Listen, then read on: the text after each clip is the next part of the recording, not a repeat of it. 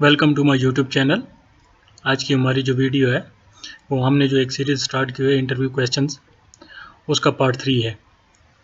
हम इस सीरीज़ में क्या डिस्कस कर रहे हैं इंटरव्यू क्वेश्चंस के बारे में कि अगर आप एक सिविल इंजीनियर हैं, क्वांटिटी सर्वेयर हैं या लैंड सर्वेयर हैं या आपने DA सिविल किया हुआ है या BTech किया हुआ है, तो आपसे जो है ना किस किस्म के जो है ना इंटरव्यूज़ में क्वेश्चन पूछे जा सकते हैं। तो पहले जो है ना 2 पार्ट इस सीरीज़ के आ चुके हैं, ये इसका पार्ट 3 है। अगर वो 2 पार्ट आपने नहीं देखे तो उसके लिंक जो है मैं नीचे डिस्क्रिप्शन में डाल दूंगा और यहाँ पे ऊपर भी आई बटन में आपको उनका लिंक मिल जाएगा, तो आप जाके वो भी देख सकते हैं। तो आज का जो हमारा पहला क्वेश्चन है वो है कि what is difference between surveying and levelling, कि सर्वेइंग और लेवलिंग में क्या फ़र्क होता है। वैसे तो इस दोनों को हम सर्वे बोलते हैं, लेकिन बेसिकली जो फ़र्क होता है वो हम अभी डिस्कस करने जा रहे हैं कि ये इंटरव्यूज़ में आपसे पूछा जा सकता है कि सर्वेइंग और लेवलिंग का मेन फ़र्क क्या है। Surveying is the art of measuring the relative position of the different point on the earth surface. Surveying का क्या मतलब है कि आपने जो है ना कोई चीज़ है उसकी रिलेटिव पोजीशन फाइंड करनी है, ठीक है, या मेजर करनी है, तो उसको हम क्या कहेंगे, सर्वेइंग।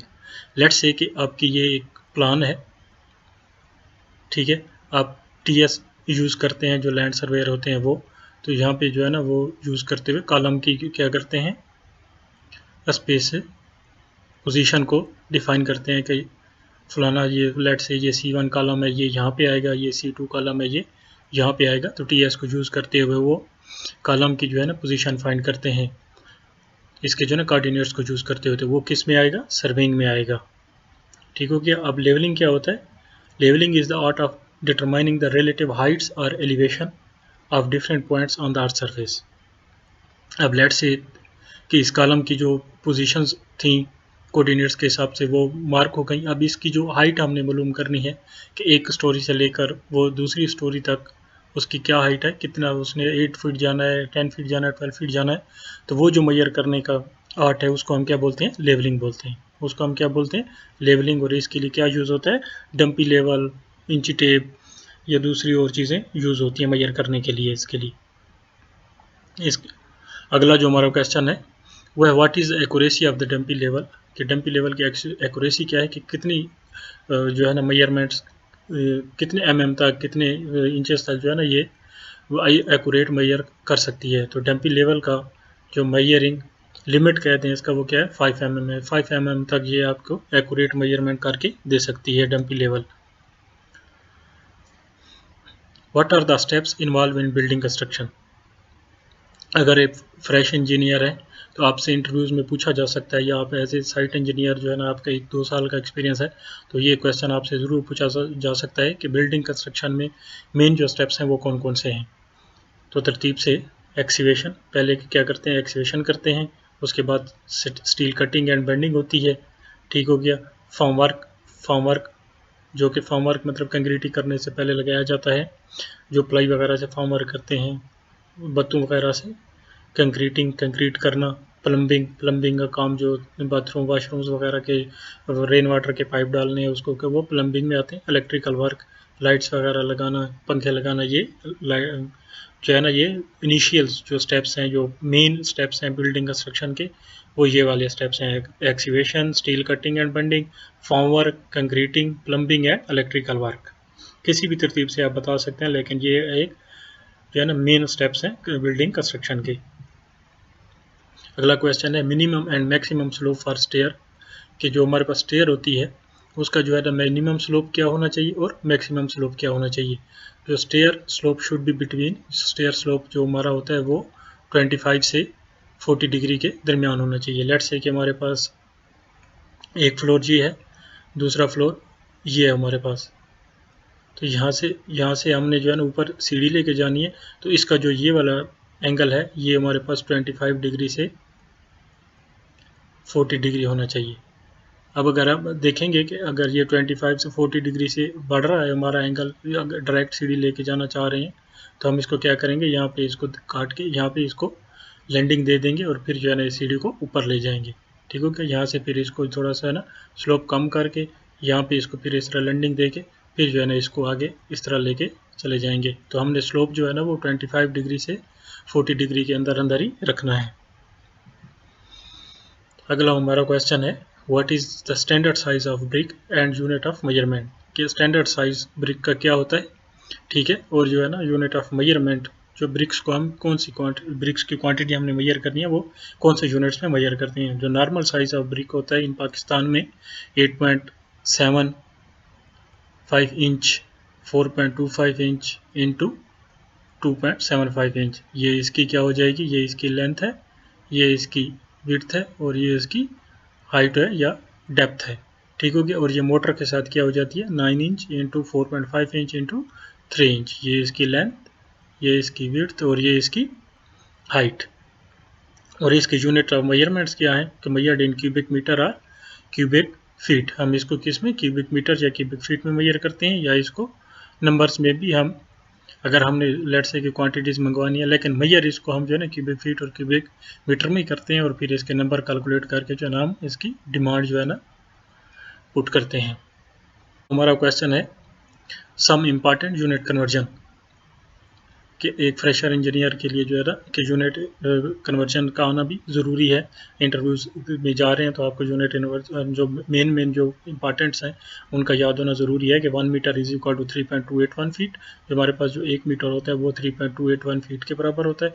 1 स्क्वायर मीटर हमारे पास जो है ना वो कितना हो जाएगा 10.76, कि किस तरह 10.76 के इसी 3.281 इंटू 3.281 करें तो इससे हमारे पास 10.76 आता है। इस तरह 1 gallon is equal to 3.78 litres, हमारे पास जो 1 गैलन होता है वो 3.78 लीटर्स के बराबर होता है US gallon.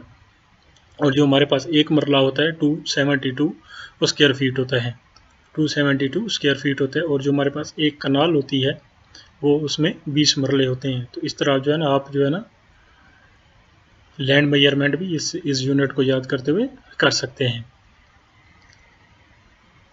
Next question, what is the minimum dia of bar that is used for column reinforcement, की कॉलम रेनफोर्समेंट करनी है तो उसके लिए मिनिमम सबसे कम से कम जो डायमीटर ऑफ बार है वो कौन सा हम यूज़ कर सकते हैं कॉलम रेनफोर्समेंट में।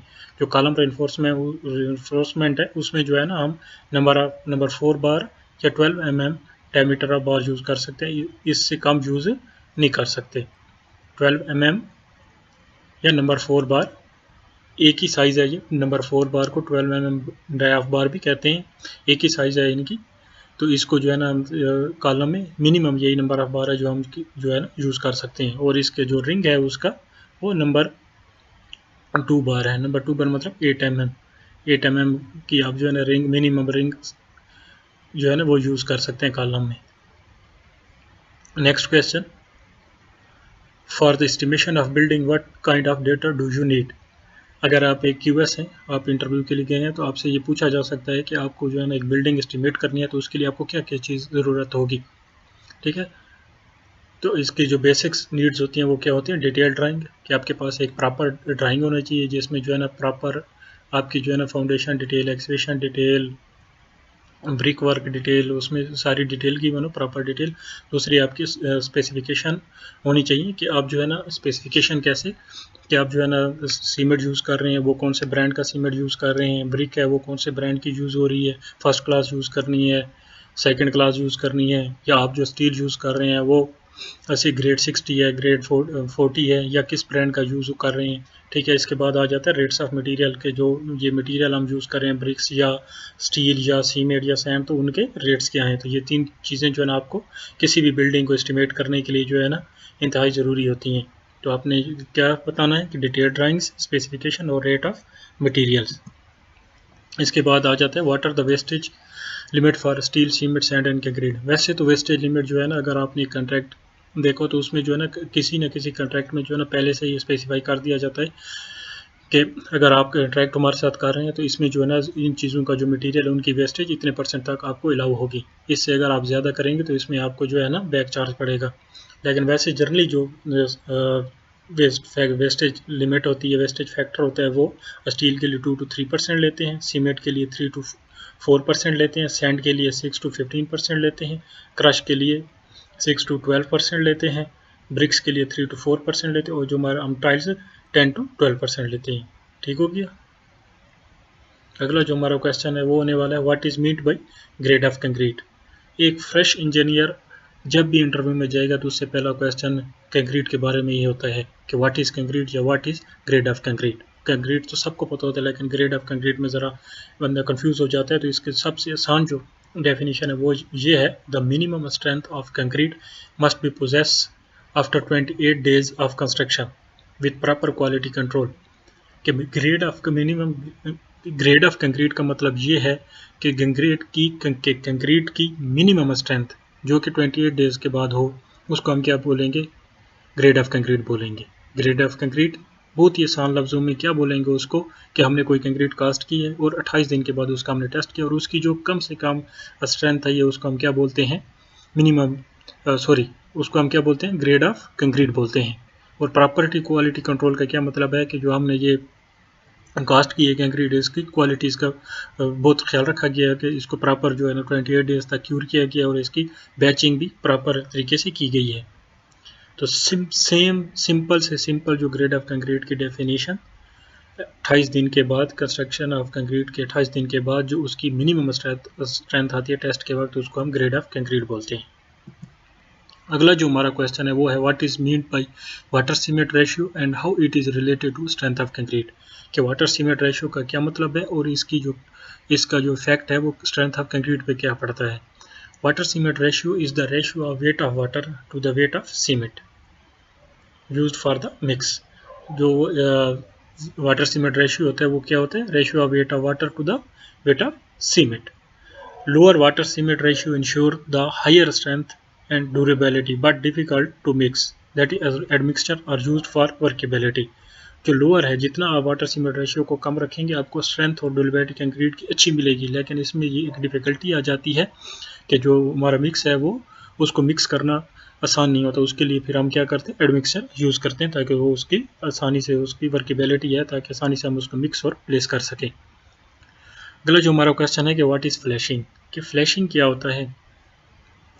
Flashing. Joints in the building can be sealed and protected from the penetration of water through extended construction is called flashing.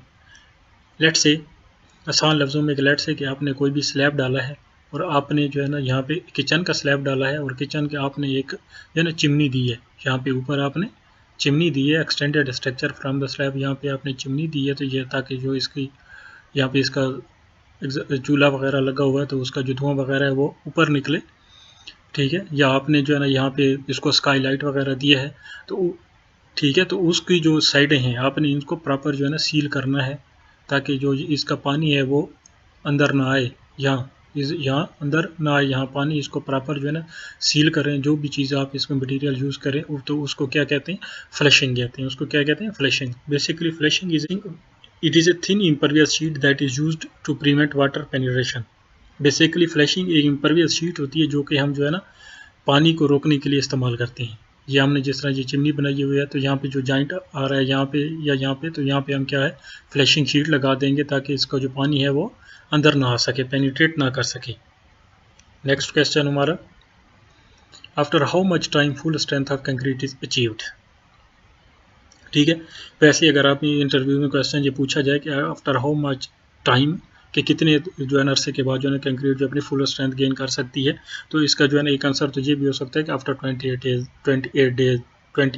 Days कि आफ्टर 28 डेज वो अपनी स्ट्रेंथ ऑफ कंक्रीट जो है गेन कर सकते हैं। लेकिन इसका जो प्रॉपर एक एज ए प्रोफेशनल जो है ना वो आंसर क्या होगा, वो ये होगा कि no specific time duration for concrete to achieve full strength of concrete although 28 days after 28 days, ठीक है, 99% of it strength is achieved. कि कंक्रीट का कोई ऐसा स्पेसिफिक टाइम नहीं है कि वो जो है ना उस टाइम में उसने फुल स्ट्रेंथ गेन कर ली हो, लेकिन वैसे जो है ना आफ्टर 28 डेज उसकी 99% जो है ना स्ट्रेंथ वो अपनी अचीव कर लेती है।